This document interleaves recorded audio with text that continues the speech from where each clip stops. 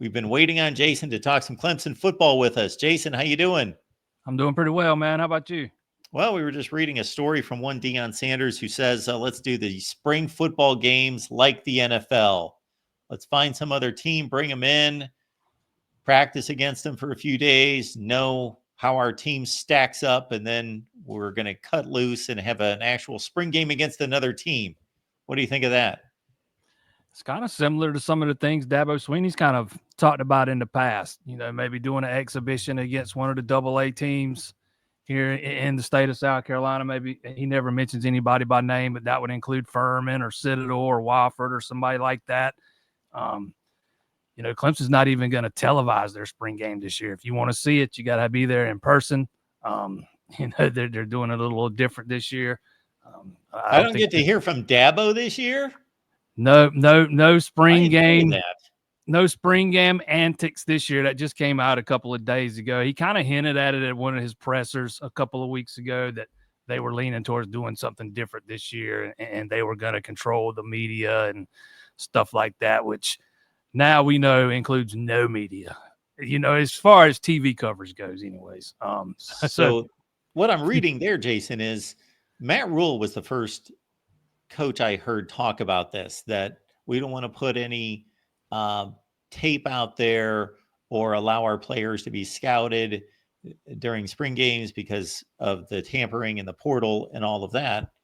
And then other coaches have said, hey, it is what it is. We're not going to stop spring football. But Dabo seems to have solved the whole deal, that we're still going to have a spring football game, but we're not throwing it on TV. Yeah, he didn't seem too overly concerned about the tampering and stuff. He was more his line of thinking, at least publicly, was more about how long they take. If they can control it and there's no television, they can be out of there in an hour, 90 minutes or so, or whatever. And then maybe have a fan day included in that thing. He even mentioned, I don't know if they'll do that this year, but maybe next year.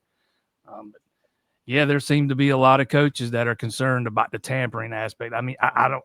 Tampering's going to happen whether you have a spring game or not. I guess there's some guys deeper down your depth charts that opposing coaches could get eyes on in a spring game, but I don't know how much that really keeps teams from tampering with your roster. If they're going to tamper, they're going to tamper. I don't know if you jumped on the line in time to hear my stance on spring games is they should be free, open to the public, free. It's a way to say thanks to the average college football fan and his family of 4 or 5 that can't afford to go to the games in the fall. Just make it free. I don't care if you lose $1 million, maybe take donations or something like that. And you just suck it up for the one day and you do, like you just said, some kind of meet and greet.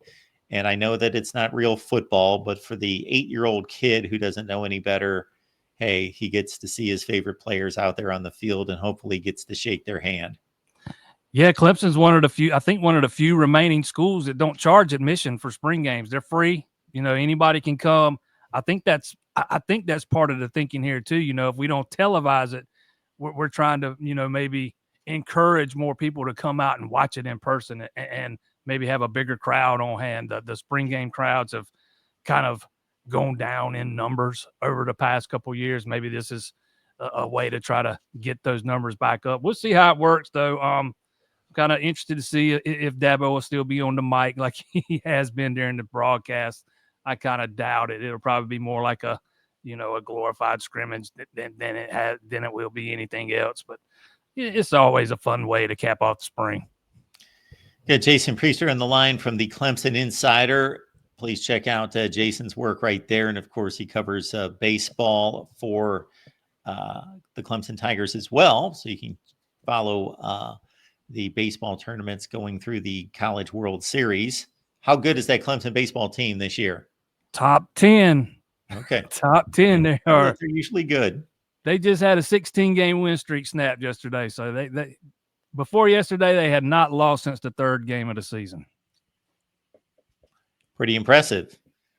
What's also impressive, Jason, is this recruiting surge by the football program.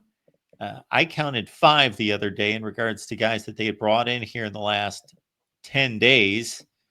And if you could just run down some of the highlights concerning each one of these guys. Yeah, surge is a good way to put it. They had that annual junior day. They call it the elite junior day. They also call it the elite retreat. They do it every year. Usually they do it in January. It was supposed to happen on the 25th of January. They pushed it back to March 8th, due to some of the new coaching, the needing a new defensive coordinator, maybe getting some other things in place with the coaching staff. And I think pushing it back to March has been a home run. I was not expecting the number of commitments that they ended up, bringing in due to that event. I thought maybe one or two might pop off, but no, in no way was I expecting as many as we saw. And there were a couple of guys that jumped on that really surprised me, and none more than wide receiver Naeem Burrows. He's probably one of the more talented receivers in the class, not one of those big, long, athletic boundary type guys, probably closer to 6 foot. Think Antonio Williams, but faster, probably more twitchier. Um, you know, he's the kind of guy that Clemson used to bring in at receiver, and now it seems like they're starting to do that a little more with when they brought in Bryant Wesco and TJ Moore. They're starting to restock that room and get ready for when guys like Antonio leave after this year. But he was just kind of the tip of the iceberg, and he was actually the second one to commit. They had an offensive lineman, Adam Guthrie, committed the day before, the day before the elite retreat started. He actually got to campus on Tuesday of that week, spent his whole spring break on campus through that Sunday. And that was kind of the telltale sign, when you find out the guy comes in on Tuesday, he's planning to stay in the whole week. You kind of get to thinking that he's gonna announce before the week's over. But man, Matt Luke's just been killing it. Along with him, they brought in Chancellor Barkley, who was another guy who I thought would take it into the summer. Depending on where you look, he's a top 100 guy. Then they brought in Grant Wise, another 4-star offensive lineman. So they're almost done at offensive line because they already had a 4-star and Braden Wiles commit late last year. So they've already got 4 on board. And then they added Caden Gephardt, a safety from up in Ohio, who was probably a pretty strong Penn State lead or lean before Tom Allen was hired away. Clemson brought him in for an unofficial visit in January, offered him while he was on campus, and he was just kind of blown away by the whole thing, the program, the campus, the culture, all that is what he told me in a conversation I had with him. And he's one of those guys that he's just a thumper. He loves to contact. He'll bring the heat, and that's the kind of safety on the back end Clemson has been lacking in recent years. So he's a really good addition. And they also added a second wide receiver, Connor Salmon, from up in Maryland, another 4-star guy, along with Burrows. It gives Clemson 2 absolute burners at receiver. I want to say both run into 10.4, 10.5, 100, so they can move. And they'll probably still take another receiver. But, man, it was one heck of a few days. We've not seen Clemson go on a surge like that in quite some time. And it wasn't just, backfilling spots late in the class. This is in March. We haven't even gotten to official visits week yet. And they're already on. They already have this kind of momentum build up. Now the question becomes, how do you avoid a repeat of what you saw last year when you had 60 commitments, after summer, 7 total? I tend to think most of these guys are probably a little more solid than those guys were last year, but it's definitely something you got to work to avoid. So I would never accuse Dabo Sweeney of backing off the throttle, but this recruiting effort looks like something that we saw during the heyday of those championship runs. Now, do you see anything different with the approach or anything that's come together? Maybe a strong of in-state prospects or anything in particular that has led to just a stronger effort in recruiting this year? I don't know that there's been that big of a change in approach. I think maybe some of the tweaks to the coaching staff, bringing in Tom Allen, promoting Ben Boulware, the linebackers coach, I think that's had a impact. Clemson was not even in it at all for 5-star linebacker Tyler Atkinson, one of the top players in the class.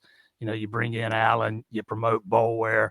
That's one of the first stops Boulware makes during the contact period is to go visit Atkinson. It was Boulware, Dabo Sweeney, Mickey Kahn, and all of a sudden they've got him back on campus in March, and now they're a player in this thing. They've got a realistic shot. I'm not saying they'll land him, but they're in it. So I think that's one thing. I think making it back to the playoff last year and kind of, changing the perception of the program in some of these guys' eyes helps some too. And I think the revenue sharing that's coming in July also helps. It's not like Clemson was rolling in NIL funding.